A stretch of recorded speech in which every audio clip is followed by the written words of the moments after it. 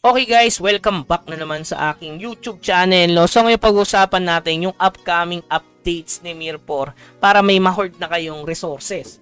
Like example, yung Dark Steel. Kasi maraming tatanong, Kuya Bugs, kailan ba yung Magic Stone event? Guys, wala pa naman nilalabas sa Korea pero meron tayong computation parang yung sa Takore event. Kaya nahuhulaan natin yung eksakto, diba? Like Asian Coin at syempre, yung Takore event. Kasi nga 100 days Takore event.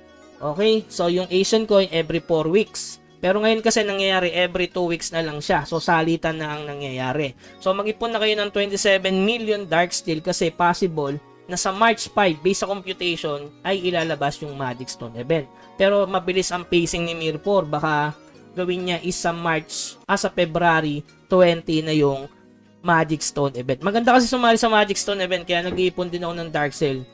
Hindi pwede ako mawalan ng Dark Steel dito guys, para konti na lang idadagdag ko kung magkaroon man ng Magic Stone event. Isa yan sa mga mabilis sa progress yung Magic Stone event talaga. Kaya kadalasan lagi ako sumasali na ngayon. Dati hindi, kasi napakamura na ng Dark Steel. Ngayon pa lang, mas maganda, meron ka ng 30 million. Pero yan sa March pa yan, based sa computation, pero dahil mabilis nga yung pacing ni Mirror, possible na sa February 20. Okay, yung pangalawa na abangan natin yung Asian Coin. Diba ngayon Asian Coin tayo, tapos susunod dyan is Clan Coins na. Kasi kung mapapansin nyo yung last event, Asian Coin, tapos sinundan agad ng Clan Coins, tapos Asian Coin ulit, tapos ngayon Clan Coins. Ang Clan Coins kasi sobrang hirap makaipon nito unless kung sasali ka sa expedition ng clan nyo. Kasi 100,000 yung from Azure to Fox times 2 rerun. So makakaipon agad kayo ng 100k. Kaya basic lang na makabili agad yung mga alt nyo ng glittering at saka elixir kasi mas malaki ibibigay ng gold kaysa doon sumali ka lang ng worth 225 gold sa mga clan expedition. So yun yung pangalawa. Pangatlo, eto na guys, yung sa constitution. Kasi ito na lang yung hindi nilalabas. Kung titingin nyo dito kasi nilabas na nila yung pet, no? Dito kasi nilabas na yung pet. Ito yung pet na bago, 'di ba? Si Balrog, ayan. So hindi pa ang hindi nila sinabay etong main quest na dadagdag na, no? 2 new fields are added. Siyempre, yun yung sa Mirage. Tapos yung character is 200 na. Then yung maximal of yung Constitution is expanded na guys. So ibig sabihin may madadagdag na sa Constitution. Ayan. From 21 star to 23 star. So napaliwanag ko na to nung nakaraan guys. So ito yung possible kasi matagal na natin din hinihintay itong upgrade na to. Kasi nga may maka-hoard tayong mga halaman sa mga alt para sakaling kung tumaas man yung presyo, tiba na naman tayo sa Goldings. So ayan guys, ang laki ng itatalo, no? 21, cost 21 magiging 23 na yung max.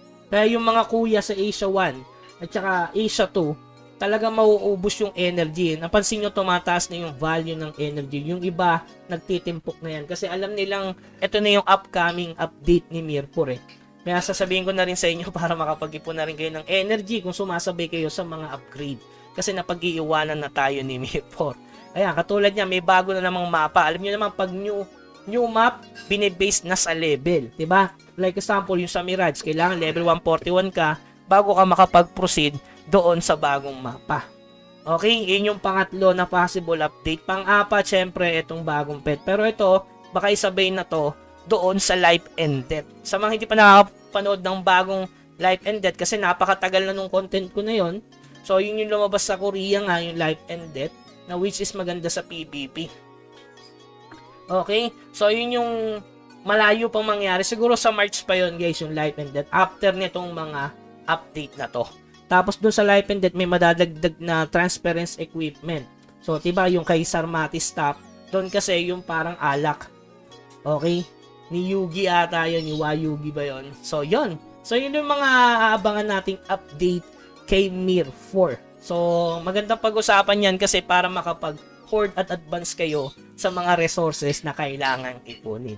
Okay? So, yun lamang guys. Hanggang sa muli, huwag kalimutang mag-like, subscribe sa ating channel. Malapit na yung Nitro guys, March 12. Sa mga hindi pa nakapag-pre-register dun guys, mag-pre-register na kayo kasi sabay-sabay tayo doong hindi lalakas papaldo.